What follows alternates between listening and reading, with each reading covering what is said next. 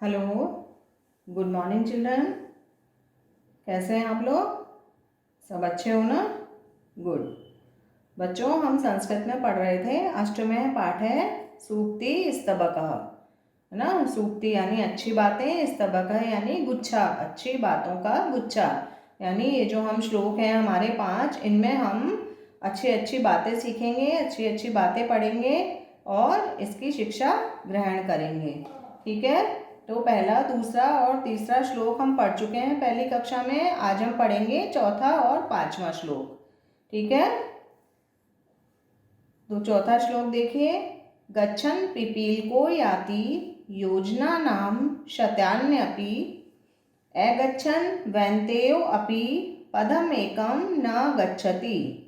गच्छन् यानी चलती हुई, गच्छन् कहते हैं चलती हुई, पिपील को यानी चींटी, चलती हुई चींटी, याति योजना नाम शतान्यपि, शतान्यपि सैकड़ों, है ना, सैकड़ों योजन पार कर लेती है, सैकड़ों योजन चल लेती है। अगच्छन् वैन्तेयो अपि, न चलता हुआ, गच्छन् यानी चलती हुई, अगच्छन् यानी नहीं चलता हुआ, वैन्तेयो अपि गरुड़ भी, वैन्तेय कहते हैं गरुड़, गरुड़ एक पक्षी होता है जिसकी उड़ान बहुत तेज उड़ता है, जो है ना, बहुत तीव्र उड़ान होती है उसकी, बहुत तेज उड़ान होती है। लेकिन यदि वो पदम एकम ना गच्छति, न चलता हुआ गरुड़ एक कदम भी आगे नहीं बढ़ पाता। ठीक है, वापस देखते हैं इसको। गच्छन् पिपीलिको याति योजना नाम शतान्यपि, चलती हुई चींटी सैकड़ों योजन पार कर लेती है। अगच्छन् वैन्तेयो अपि पदमेकं न गच्छति, पद यानी कदम, एकम यानी एक, है ना, और न चलता हुआ गरुड़ एक कदम भी नहीं चलता, आगे नहीं बढ़ता। ठीक है। कहने का मतलब है कि चाहे हमारी ज़्यादा सामर्थ्य नहीं है, लेकिन फिर भी हम यदि लगातार अपने काम में, निरंतर अपने काम की ओर अग्रसर हैं, तो हम एक ना एक दिन अपने लक्ष्य तक, अपने मंजिल को अवश्य प्राप्त कर लेंगे, है ना, वहाँ तक अवश्य पहुँच जाएंगे। लेकिन चाहे हमारे अंदर कितनी भी सामर्थ्य है ना, कितनी भी शक्ति है, लेकिन यदि हम कोई काम नहीं करते हैं तो हम वहीं के वहीं रह जाते हैं, एक कदम भी अपनी मंजिल की तरफ नहीं बढ़ पाते। ठीक है।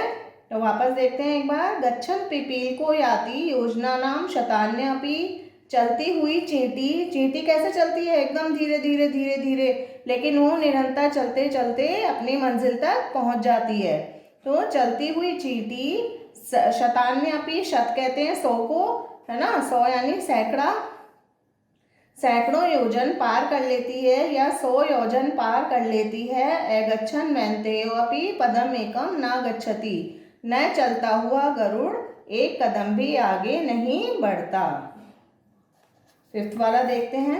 काकः कृष्णः पिकः कृष्णः को भेदः पिक काकयो।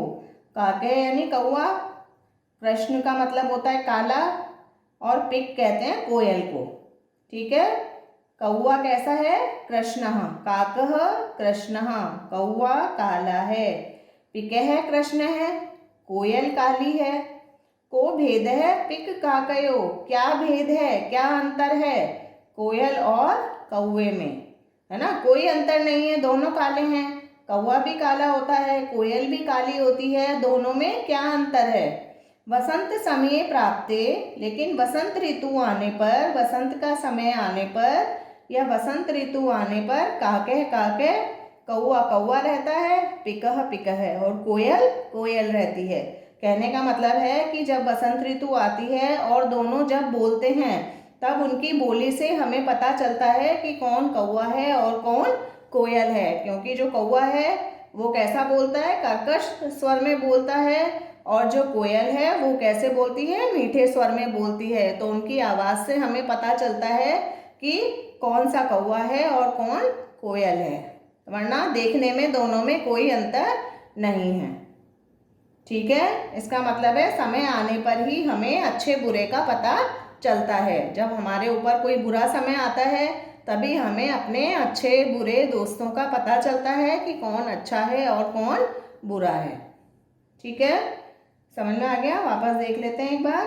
काके है कृष्ण है, कौवा काला है, पिकह कृष्ण है, कोयल काली है, को भेद है, क्या अंतर है, पिक काकयो, कोयल और कौवे में क्या अंतर है, कोई अंतर नहीं है। वसंत समय प्राप्ते, वसंत समय आने पर या वसंत ऋतु आने पर काकह काकह, कौआ कौआ रहता है, पिकह पिकह और कोयल कोयल ही रहती है। ठीक है, समझ में आ गया। एक बार फिर से देख लेते हैं सबका। उद्यमेन ही सिद्ध्यन्ति कार्याणि न मनोरथै, परिश्रम से ही कार्य सफल होते हैं, इच्छा करने से नहीं। नहीं सुप्तस्य सिंहस्य प्रविशन्ति मुखे मृगः, सोए हुए शेर के मुख में हिरण प्रवेश नहीं करते। पुस्तके पठितः पाठः जीवने नैव साधितः, किं भवेत् तेन पाठेन जीवने यो न सार्थकः। पुस्तक में पढ़े हुए पाठ को जीवने नैव साधित है, यदि जीवन में उपयोग नहीं किया, किम भवेत् तेन पाठेन, तो उस पाठ से क्या मतलब, जीवने यो न सार्थक है, जो जीवन में सार्थक नहीं है। यानी जिसे हम, जिन बातों को हम अपने जीवन में नहीं उतार सकते है ना, जिनके ऊपर हम अमल नहीं कर सकते, तो ऐसे पाठों को पढ़ने से कोई मतलब नहीं है। कहने का मतलब है पुस्तक में हम जो कुछ भी अच्छी बातें सीखते हैं उसे हमें अपने जीवन में भी ग्रहण करना चाहिए। प्रिय वाक्य प्रदाने सर्वे तुष्यन्ति जन्तवः, प्रिय वाक्य बोलने से सभी मनुष्य प्रसन्न हो जाते हैं। तस्मात् प्रियम ही वक्तव्यम, वचने का दरिद्रता, इसलिए प्रिय ही बोलना चाहिए।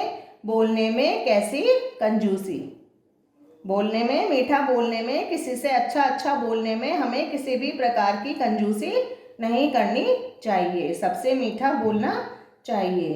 गच्छन् पिपीलिको याति योजनानां शतान्यपि, चलती हुई चींटी सैकड़ों योजन पार कर लेती है।